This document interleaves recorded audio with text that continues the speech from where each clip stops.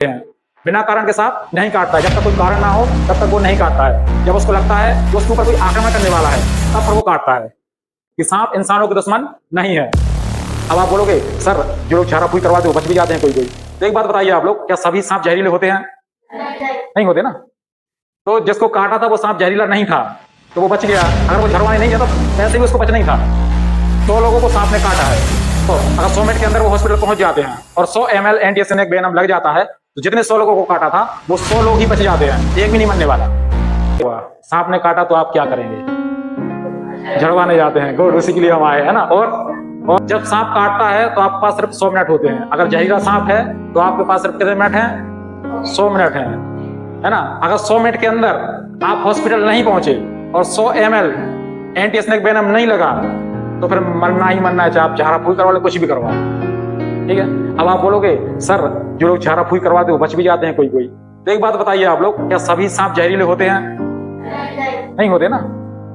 तो जिसको काटा था वो सांप जहरीला नहीं था तो वो बच गया। अगर वो झड़वाने नहीं गया तो वैसे भी उसको बचना ही था, है ना।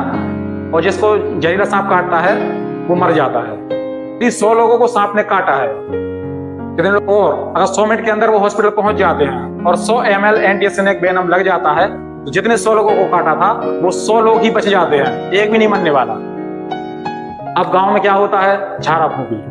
ठीक है, सांप ने काटा, इनके यहाँ झड़वा लो, उनके वहां झड़वा लो। ठीक है, चाहे 100 मिनट में आप झड़वा लो या फिर अस्पताल चले जाओ और दवाई लगवा लो, है ना।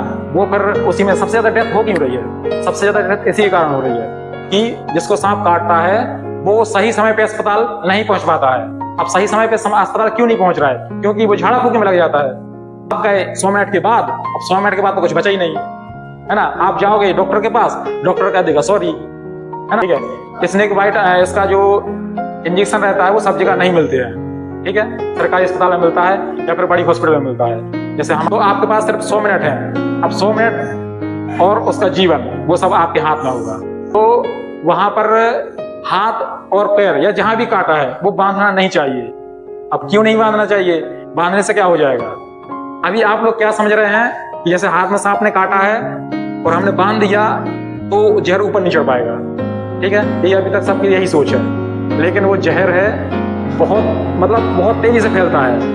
ठीक है, और आप लोग सोच रहे हैं ऊपर ही ऊपर जा रहा है, वो ऊपर ही ऊपर नहीं जाता, वो सीधा अंदर जाके अपने यहाँ नसें रहती ना, उससे मिलकर पूरी बॉडी में फैल जाता है ना। तो आपके बांधने से कुछ नहीं होना है। ठीक है, और बांधने से अपना घाटा क्या हो जाएगा?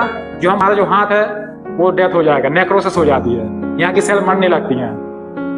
आपको हाथ नहीं बांधना है। और जैसे कि आपने यहाँ काटा तो आपको कट भी नहीं लगाना है कि ब्लेड से काट दिया खून गिरा देंगे तो जहर निकल जाएगा, ऐसे भी कुछ नहीं होना है। ठीक है, क्योंकि बॉडी में आप लोगों ने फिल्मों में देखा होगा, हीरोइन को सांप काटता है तो हीरो आता है ऐसा चूसता है और थूकता है, देखा है कि नहीं देखा है ना। वो भी नहीं करना है। जिसको सांप ने काटा वो तो मर ही रहा है, जो चूस रहा था वो भी निकल लेगा। ठीक है, जैसे कि घबराना नहीं है। घबराने से क्या होता है? सही बता रहा है, सही बिल्कुल।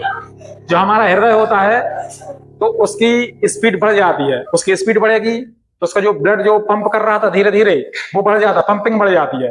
अगर ब्लड में आ गया और वो जल्दी जल्दी पंप करेगा तो पूरे शरीर में तुरंत फैलना है। जैसे हम नल चलाते हैं ना, हैंड पंप, ऐसे ऐसे चलाएंगे तो कम पानी आता है, जब ऐसे ऐसे तेज चलाते हैं तो बहुत तेज पानी आता है ना। तो यही कॉन्सेप्ट यहाँ लागू होता है वो वाला। अगर आप घबराएंगे तो जो विष है वो पूरी बॉडी में बहुत जल्दी फैल जाता है। ठीक है, तो उसके कारण बहुत जल्दी डेथ हो जाती है ना।